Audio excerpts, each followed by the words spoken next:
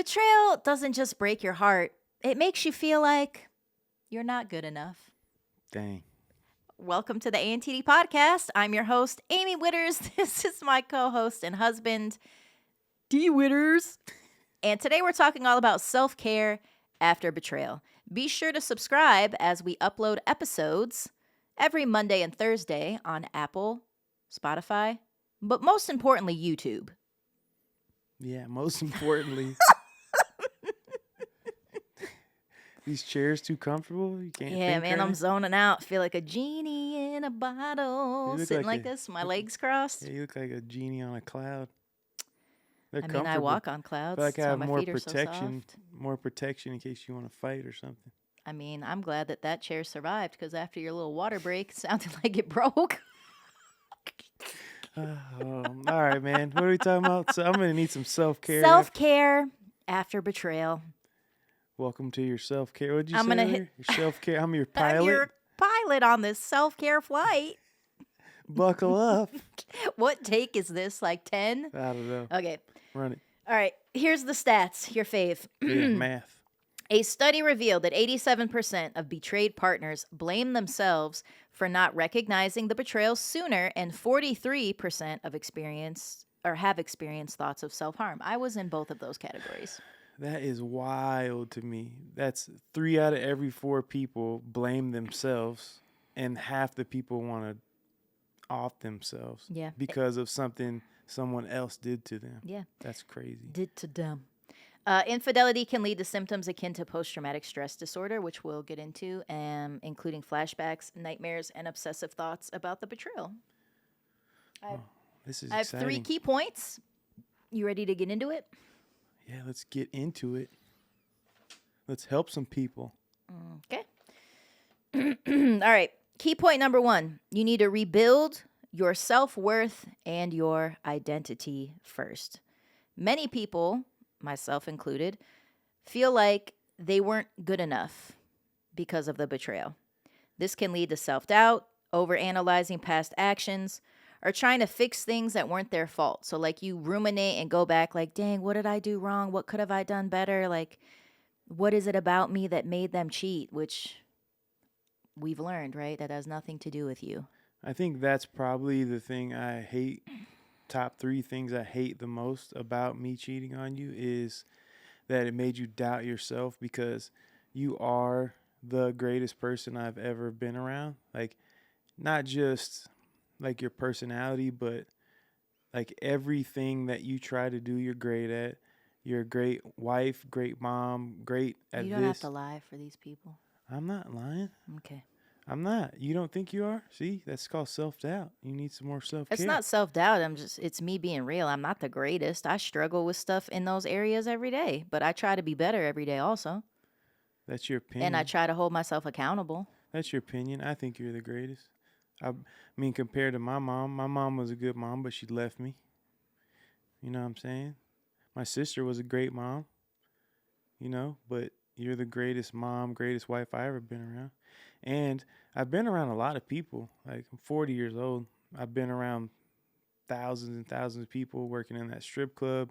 I've been around thousands of people just cutting hair and going to church. Like, I know you're a great person. I know. But yeah, take a compliment, man. Okay, thank you so much. But yeah, that's what I hate the most, is that it makes you doubt who you are, because anything you've ever tried to do and be great at, you've became great at. So, Well, and the reality is infidelity is a reflection of the cheater and Facts. the choices that they made. It has nothing to do with your worth, and that did take me a really long time to click in my brain.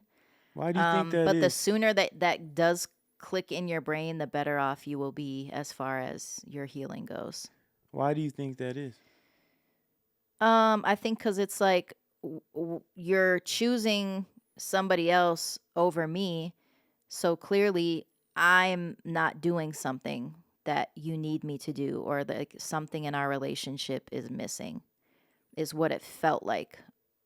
But Or what is I'm it? not pretty enough, or I'm not cool enough, or I don't do this a certain way. That's why he went to somebody else. Like, what do they have that I don't? Like, it's constant comparison, constant feeling like you're not good enough, wondering what you did wrong. But what is it actually like? What's the truth? The truth is, it had nothing to do with me, and you were a unhealed little boy trapped in a man's body, and you needed to heal from all those things and surrender it all to God in order to completely transform yourself and your life. Facts. So self-care means affirming your identity beyond the experience. I think I didn't really have that many people to surround myself with. There were a couple people that I leaned on in the beginning of it, but I think it would be helpful if you had like a supportive friend that's not going to judge you if you decide to stay, like a faith-based community, a church community, a therapist that you could talk to about all of these things, um, journaling, stuff like that, hobbies, things that are going to keep you busy and keep your mind off of like what happened, because you're going to be thinking about it constantly. So you need to like find things that you can do to make the days go by until you can try to go to sleep and escape it for a little bit till you wake up. So what should you not do? I think you definitely shouldn't tell people that are going to judge you. I would even go as far as to say you don't tell anybody if there's any inkling that you might get back together with this person and restore the relationship, because, you know, people are judgmental, people's opinions, like if you don't do what they think you should do, that could potentially mess with your relationship with that person. Obviously, you don't want to self harm. Um, you don't want to starve yourself. You don't want to overeat.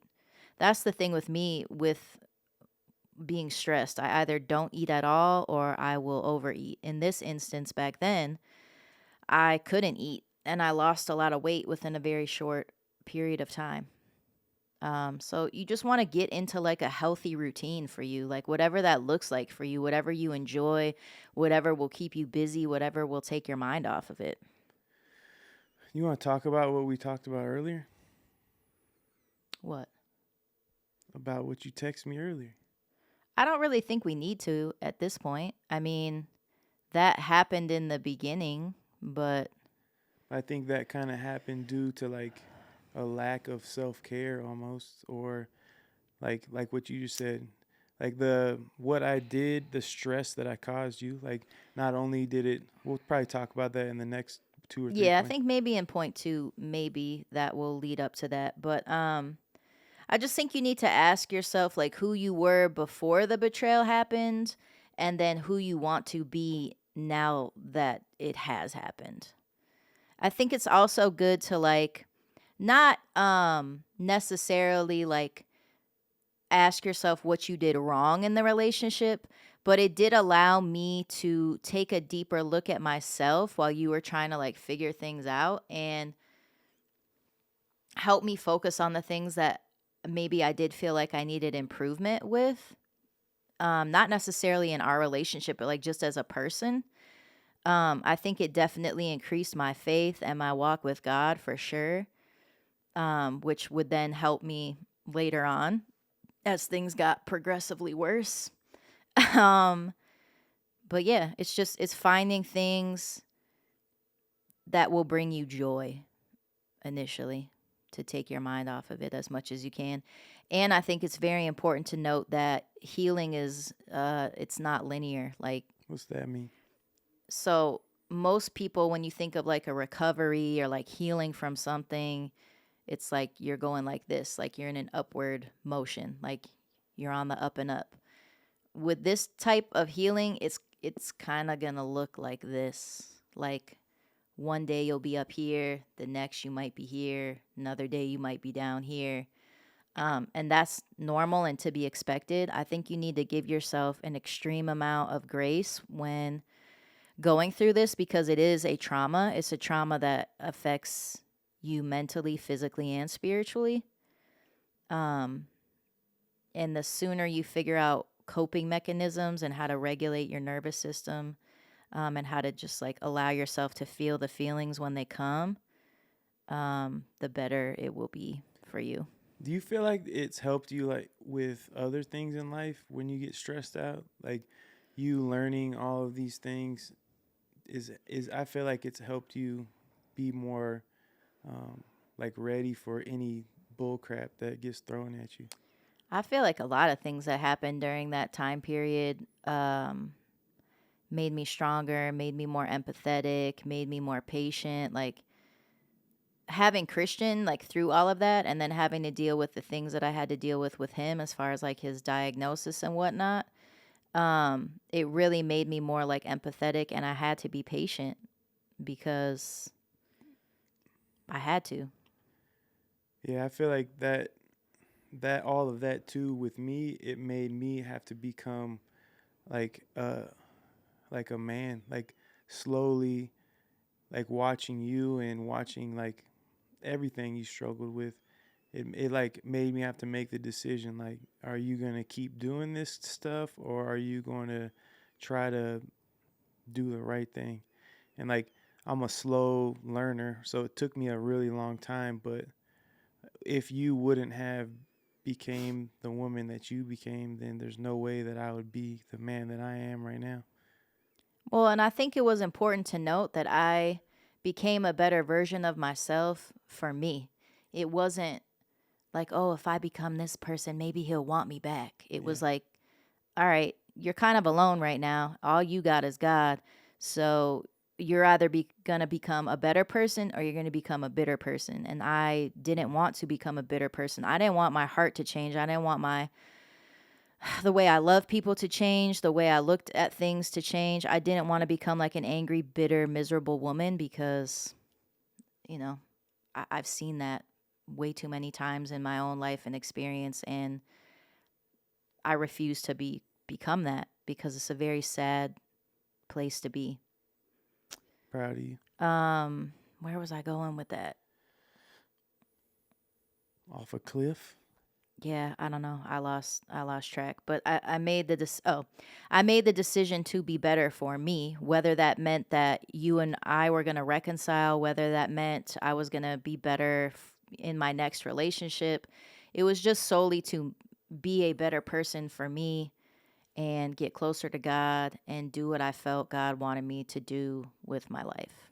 Fire. All right, let's get into point 2. That was two. You need to manage your emotional and your physical health. So, after betrayal, many people experience anxiety, sleepless nights, loss of appetite, or even physical sickness due to trauma. So, it's PTSD. I think it's even called PISD, post infidelity stress disorder. Um, I had broken heart syndrome, which is also called stress induced cardiomyopathy, where I would wake up, like I'd go to bed after working at the club and I would wake up just in a panic. My chest was tight. It was hard for me to breathe.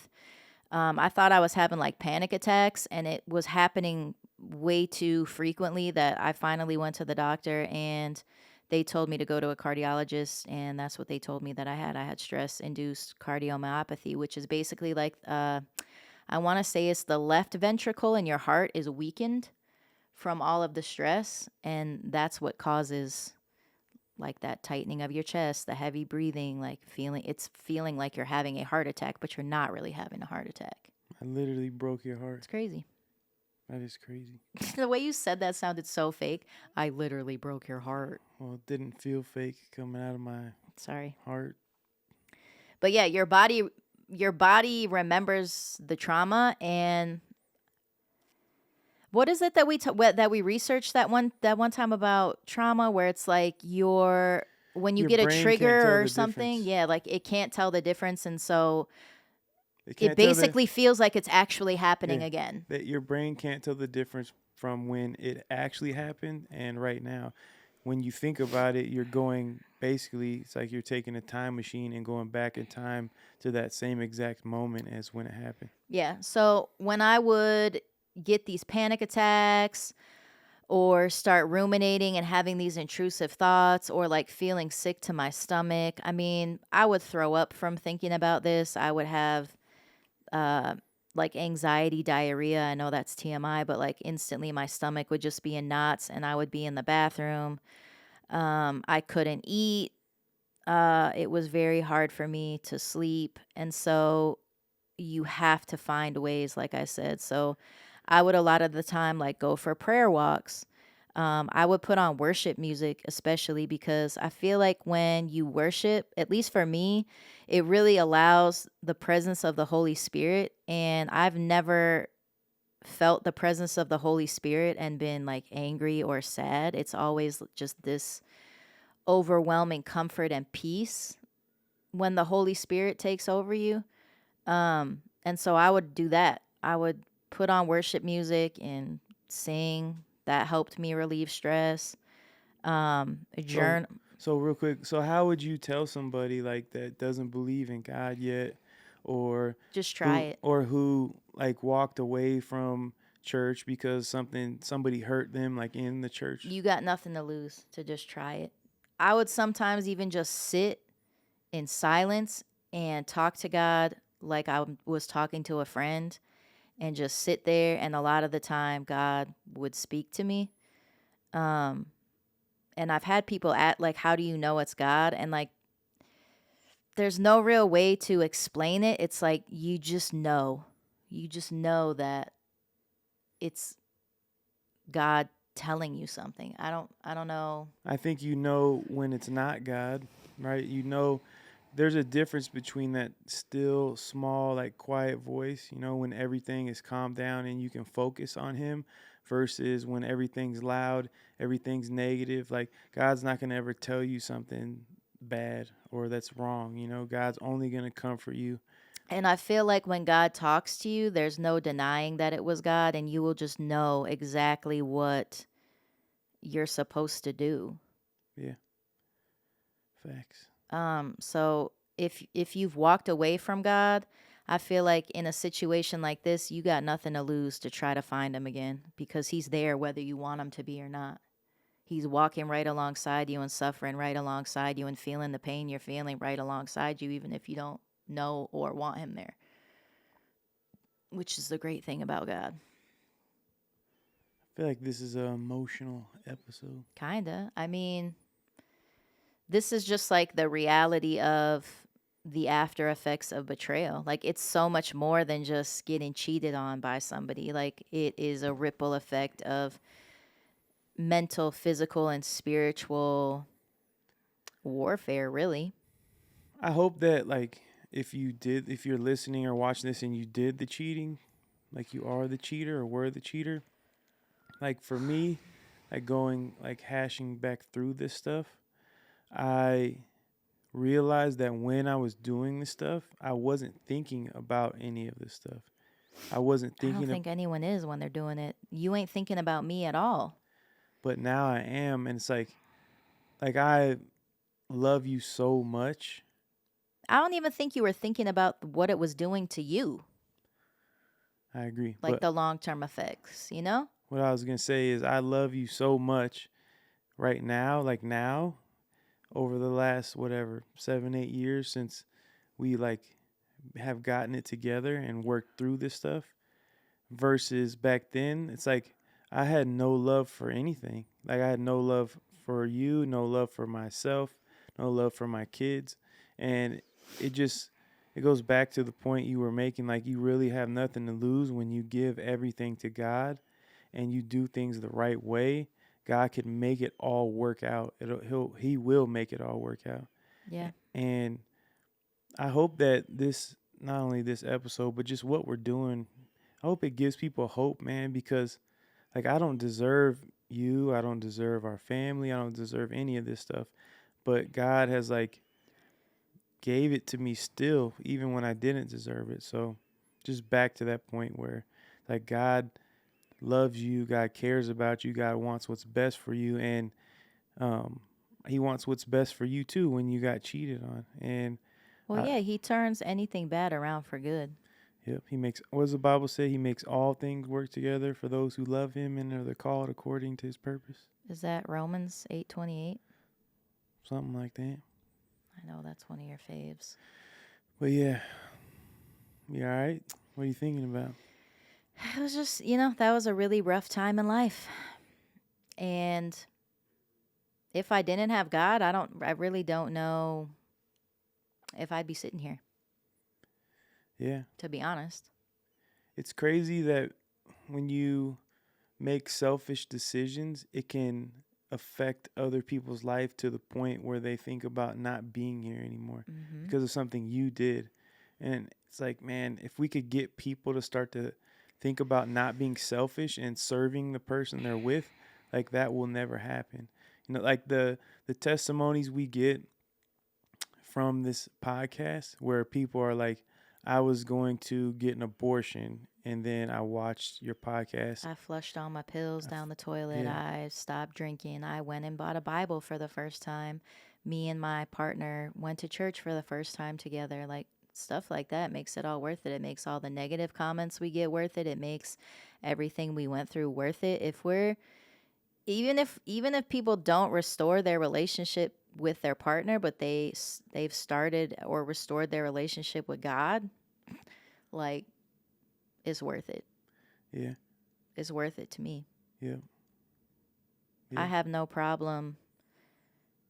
I have no problem being vulnerable and being transparent. I feel like this is a topic that is so controversial that people are afraid to talk about, but it needs to be talked about because there's too many because Because there's too many people suffering in silence that like are going through this and they don't know how to heal from it. And I wish I had a me back then that I could have clicked on TikTok or Instagram and watched their content and been like, okay, I'm gonna try this today. I'm gonna do this today. Okay, I'm gonna pray this prayer today.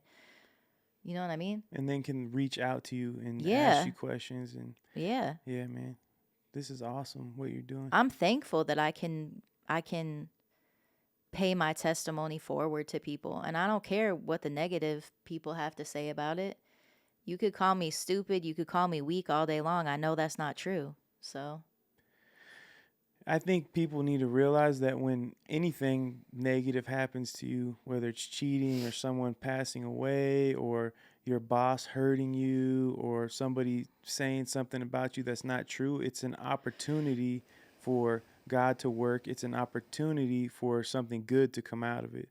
And like if you just keep that in the back of your head, like, yeah, this sucks. This is horrible. This is really like breaking, literally like you breaking my heart. But in the back of your head, you know that God will make it all work out in the end and have that hope. Like you'll be able to get through it, no problem. yeah. You can be bitter or better. You could choose to be a victim or have God give you the victory. So, Love you, I love you too, dog. dog. Dog. Oof. Okay, so explore faith-based healing, prayer, meditation, scriptures that speak to God's comfort and restoration, therapy. A lot of people ask if we went to therapy, and we did go twice with two different people. Not very many sessions. I don't feel like therapy helped us at all. Do you? I honestly feel like this has helped us more than anything. This last 44 episodes we've done this where we get a half hour to an hour away from our kids to open up this horrible time in our life again and talk through it, and people will be like, are you sure like that's what okay to keep like bringing this stuff? And I'm Yeah. like, She bruh, looks really sad. She lost the spark in her face. She's not healed. Obviously, she's not healed. You guys keep talking about it and it's like, have you guys ever heard of a niche? Like have you got like I'm creating this content to help people because I want to help them. And so, yeah. yeah, I go to the barber shop to cut hair. Jean's like, what's up, cheater boy? But it's Bible boy and cheater boy. Like I bring my Bible. It's not like I'm trying to evangelize every single person where I'm like, repent or you're going to hell. I have my Bible in case I feel like reading it.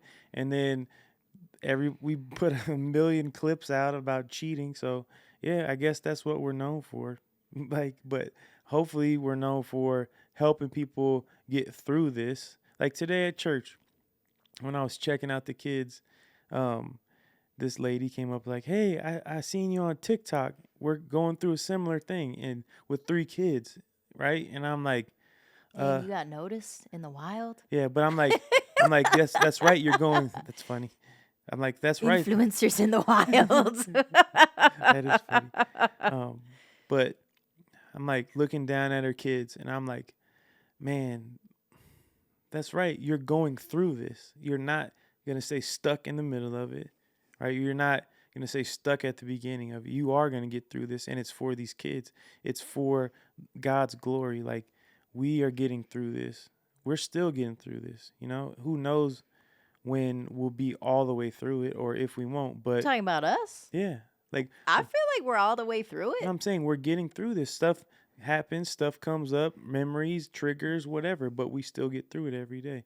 It's just like like my mom passing away or my sister passing away. Like, that stuff still hurts, you Yeah, know. I mean, But you get through it every day. and that's why I don't like to say, like, well, when did you know you were fully healed? Like, you're never fully healed. I feel like I'm, pretty all the way healed, but there could be something that happens down the line that for whatever reason sparks a trigger. It's like grief, same thing. It's like most of the time you're fine and then something will happen or you'll see something and then you get struck with the grief and you're sad and you cry and then you move on. And it's kind of similar with this too. The triggers and things like that are way far and fewer in between, but it would be unrealistic for me to think that I'm never going to have a moment where I'm like, oh, that sucked. To be real with you, I am thankful that I haven't just like stopped thinking about it, or we stopped talking about it, because it's just for me, it's not any more constant shame or guilt. It's just a constant memory of how good God is, and Yeah. then how great you are, and how thankful that I should be, like, every day, you know.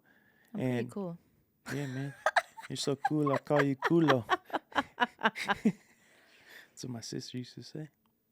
That's what my sister used to say. Shout out Stephanie. Yeah. Miss you dog. Yeah. Miss you sister. What does the Bible say? How great a cloud of witnesses we have. We have. I don't know, Pastor. It's gnarly, bro. Preach it. Okay. Let me get on to my last point. Oh wait, never mind. What? Well, the thing, The the elephant in the room. What'd you call me? The elephant in the room we were maybe going to talk about in point 2. Just do it, man. It's gonna help somebody. We got this. In Jesus' name. Nah, I don't want to talk about it.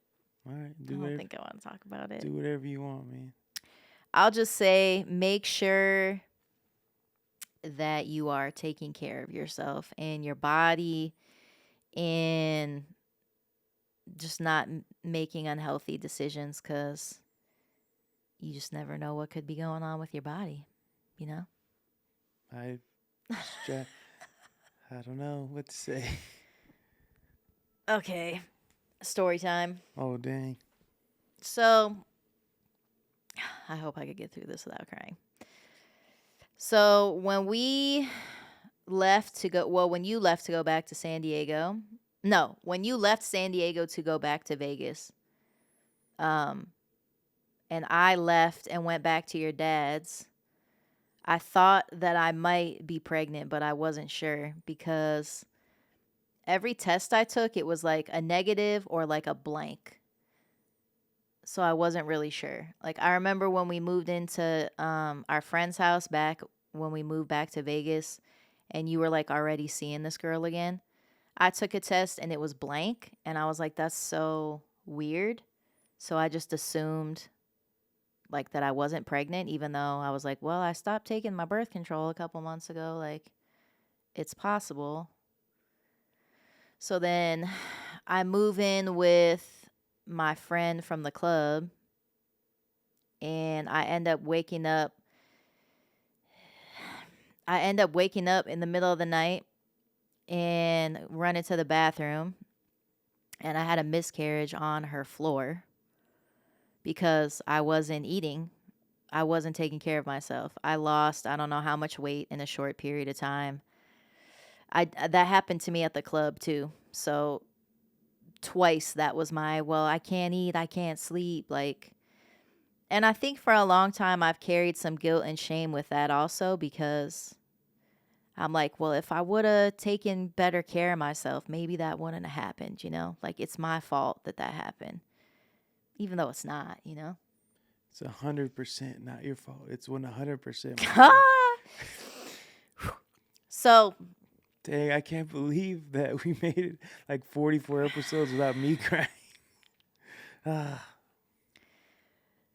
look at me, so Amy. It's not your fault. No, look at me. It's 100% on me. If I wouldn't have did what I did, that would have never happened. it's really hard. You never forget about it, even though it's like in the back of your mind.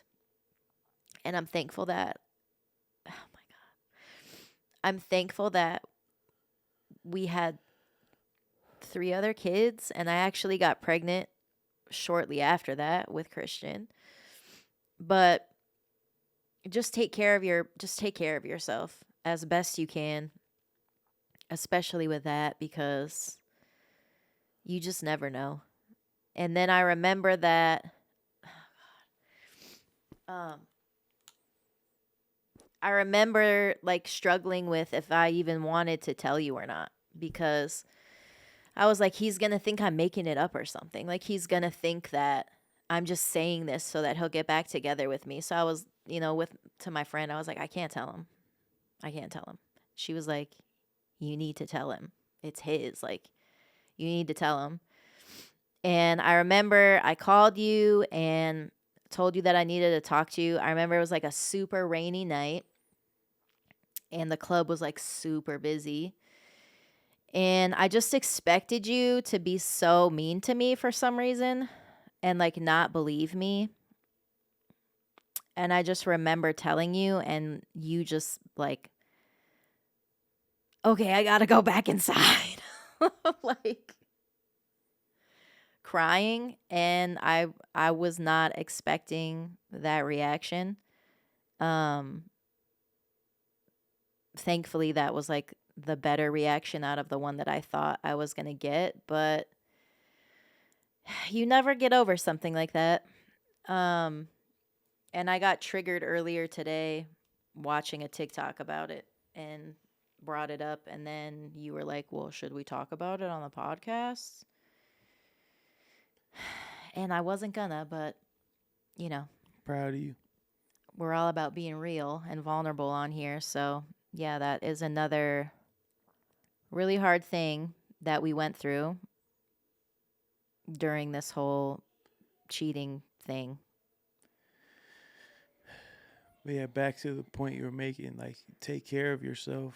But even before that, it's like don't cheat because it could lead to something like this. And Or better yet, don't have sex until you're married. yeah,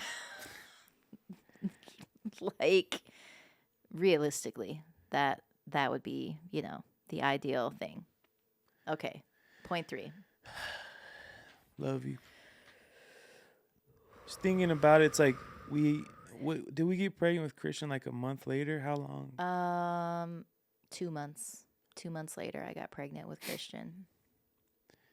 It's like I think about that. Like, is Christian that baby? You know, like Psalm 139. He knew us when we were in our mother's womb. Like, did God just re-put that baby back inside of you? It's like it's such a blessing because we've been together for 17 years.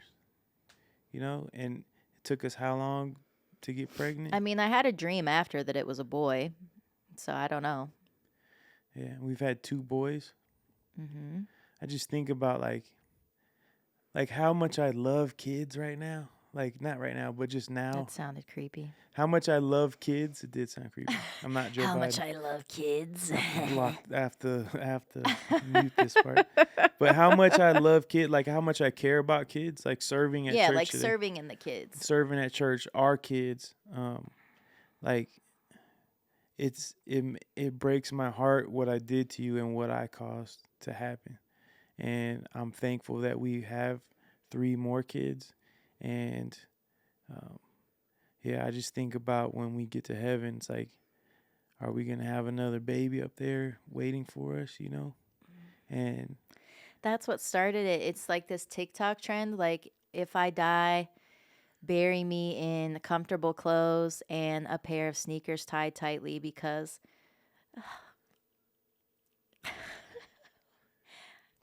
there's a baby that I have a play date with that's been Mm. waiting for me for a really long time.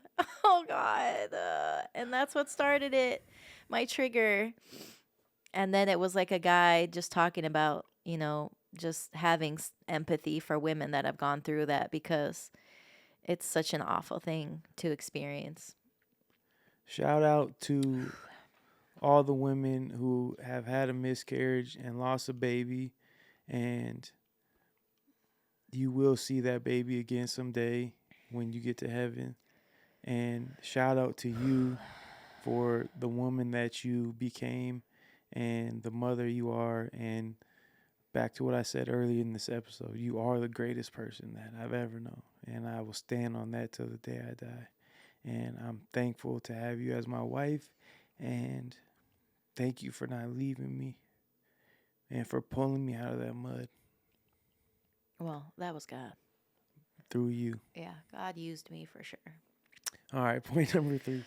Okay.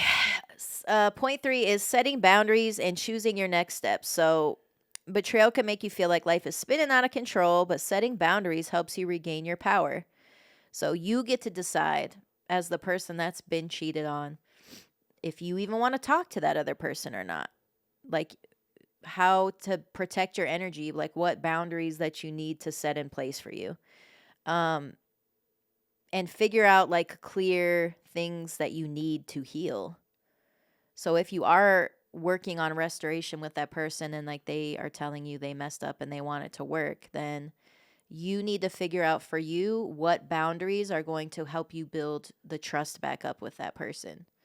So from the the cheater's point of view, how should they, um, how should they react to those boundaries? I What's mean, realistically, the person that got cheated on could be like, I don't want to talk to you ever again. right? Or, like, I need my space. And Yep. if that's what they're telling you, Leave them alone. yeah, like leave them alone. Maybe eventually they'll, decide that they want to have contact with you or try to work things out. But the person that cheated, you need to respect and honor whatever boundaries that person is putting in place, because you not respecting them is making it look like you don't really care to change and you're not remorseful or sorry that you did it. How It's do just you going to push them further away, I feel like. how do you respect those boundaries and like give them that space if that's what they're asking for, but at the same time letting them know like you want to work things out and you want to be with them so that Just say that, like, okay, like, I'm here for you if you decide you want to talk to me or reach out to me or talk about this. Like, I'm here for you, whatever you need. And then I think you, as the person that cheated, you need to heal too. You need to figure out, why do I do this? Like, why did I do this to this person? Is this a repetitive pattern? Where is this stemming from? Why do I feel like I have to do this? yeah. Why am I insecure? Why am I whatever? To either be better for the next person, better for yourself, or, better for the person that you cheated on if you guys end up restoring your relationship. People have to take this opportunity when everything's out in the open and the truth is out in the open and you know everything. Take that opportunity to build a brand new relationship. You have to, because And that old one is gone. yeah, you have to become the best possible version of yourself, whether you end up together or not, or you end up with someone else. And then you have to you have to know that it can work out, that you can get through this, and that there is something better on the other side of it. I mean, you have an opportunity now that your relationship is completely shattered and crumbled to build it however you want it, to make it better. And I don't think a lot of people realize that. Like, oh, there's no way that it could be better. Like, no, it really could. Because now you both have the opportunity to be what each other needs, hold each other accountable, be completely open and transparent about the problems and things from your past, their past, what caused the cheating, how do we make sure this doesn't happen again? These are the things that I need set in place. Like, you have an opportunity to design the relationship exactly how the both of you want it if you're willing to put in the work. Yeah, and you have to, if you did the cheating, you gotta wait, bro. Like you have to be the most patient person Yeah, the cheated ever. on person, I think you said earlier, sets the pace for Yeah, everything. Like, exactly. Like you're not. If you were the leader, guess what? You ain't the leader no more, bro. Like you're gonna have to let them lead, and you're gonna have to stay right there with them. Like you can't be like, okay, this is what we're doing. This is how we're gonna get out of this because it's uncharted territory. That person needs to learn how what's best for them to heal. You whatever you think you got going on is not what's best for them. They need to sit and go sit down by themselves and figure out how am I gonna get what future do I want? Do I want to be with this person? Do I not? Okay, if I do, how are we gonna work this out? You need to go at their pace 100%. yeah, and you can't if you guys do talk or do try to work it out, it can't be no, ugh, you need to just move on and Yeah. let it go already. Like, no, you need to do whatever they need. If they need to talk about it, and I've heard therapists say that it's not healthy for you Nah, I don't believe that. to talk about it and like find out all the details, but I think that's based on person to person. Because for me, I wanted to know every last detail so that I wouldn't continuously make stuff up in my brain. If I knew everything that happened, even the ugliest detail, then I felt like, okay, he's not getting one over on me. And I know the full truth. And now I don't need to sit here and wonder. So anytime I would have a question about it, I would just ask you. And like, yeah, there were sometimes like, oh, I don't want to talk about this. And I'd be like, no, you're going to tell me or I'm leaving or I'm walking out of here right now. Like, we can, we don't need to have a conversation about anything then if you're not going to answer my questions. Yeah. Thank you. Thank you for everything. Thank you So I for. think you need to do whatever you feel is going to protect your energy, your peace, help you rebuild trust. Or, I mean, if you really just need the space to try to figure out if you want to stay or not, you don't have to explain that, I feel like, to that person. You Nah. just saying, like, I need space from you. I'm not ready to, like, talk to you. That should be enough.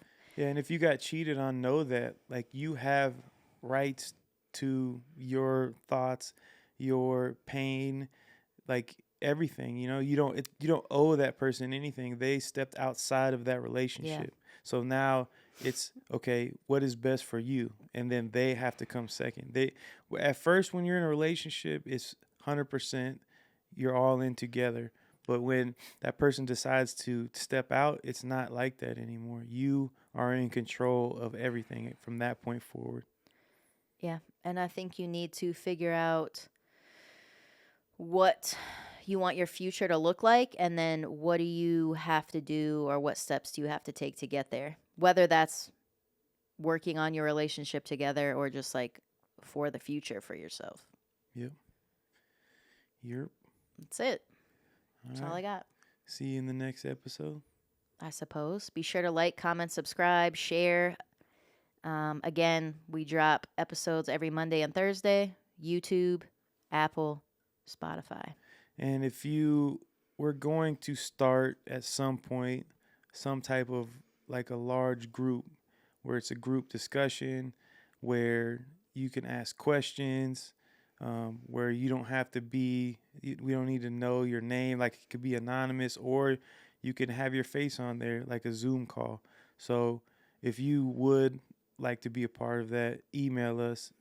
It's antdsply@gmail.com.